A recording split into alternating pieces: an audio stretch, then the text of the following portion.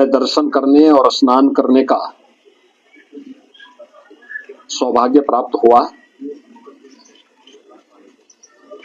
गत वर्ष इसी समय हम लोग प्रयागराज महाकुंभ की तैयारी के लिए और अंतिम रूप से आयोजन की तैयारी करने के लिए युद्ध स्तर पर लगे थे।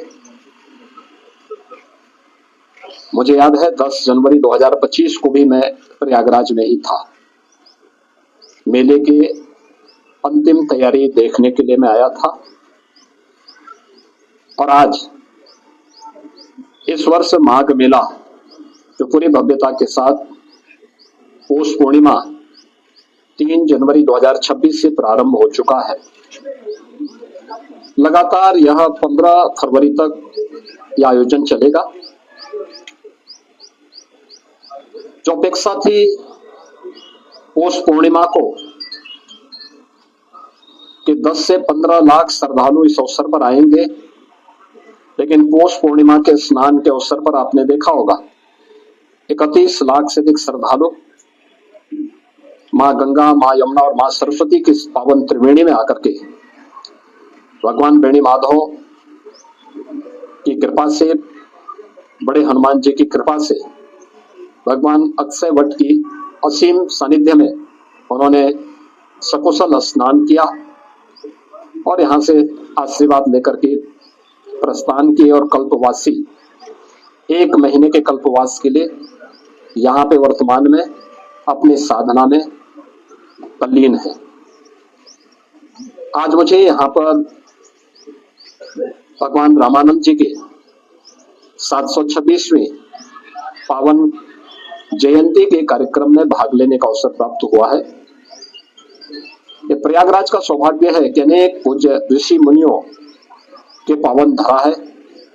द्वादश माधव के साथ ही त्रिवेणी के पावन धरा के साथ ही यहाँ पे महर्षि भारद्वाज, महर्षि याज्ञवल्क्य और अन्य तमाम पूज्य महर्षियों का, सिद्धों का, संतों का सानिध्य इस पावन धरा को प्राप्त हुआ है।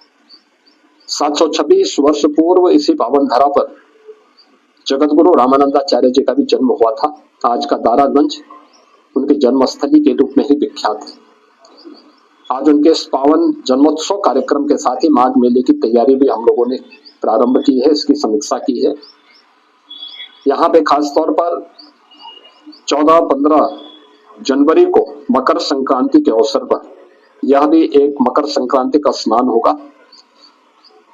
फिर 18 जनवरी मौनी अमावस्या का मुख्य स्नान होगा। इसके उपरांत 23 जनवरी को वसंत पंचमी और फिर माघ पूर्णिमा के साथ ही 15 फरवरी को महाशिवरात्रि का आयोजन भी यहाँ पर संपन्न होगा। ये सभी माघ मेले के कार्यक्रम होंगे।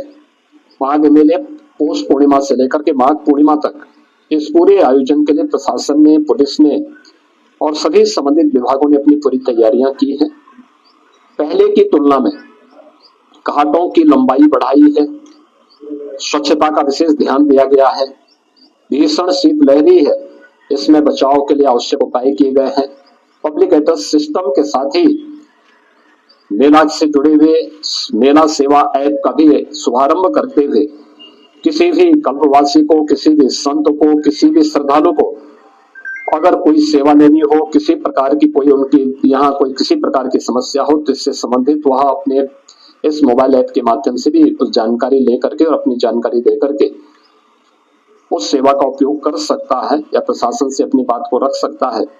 इन सभी मुद्दों को लेकर के भी यहाँ पे बेहतर उसका उपयोग किया जा रहा है और मुझे पूरा विश्वास है कि आपसी समन्वय से, तत्परता के साथ, जैसे प्रशासन ने पौष पूर्णिमा के स्नान को पूरी भव्यता के साथ, संवाद के साथ, सबके सहयोग के साथ सकुशल संपन्न किया है, आगे आने वाले सभी 5 स्नान भी उसी पवित्रता के साथ, उसी संवाद और समन्वय के साथ सकुशल संपन्न होंगे। इसी मुद्दे पर आज हमने यहाँ पे चर्चा की है और उसको लेकर के प्रशासन भी पूरी तत्परता के साथ लगा हुआ है और सभी लोग मिलकर के इस कार्यक्रम को सकुशल संपन्न करें।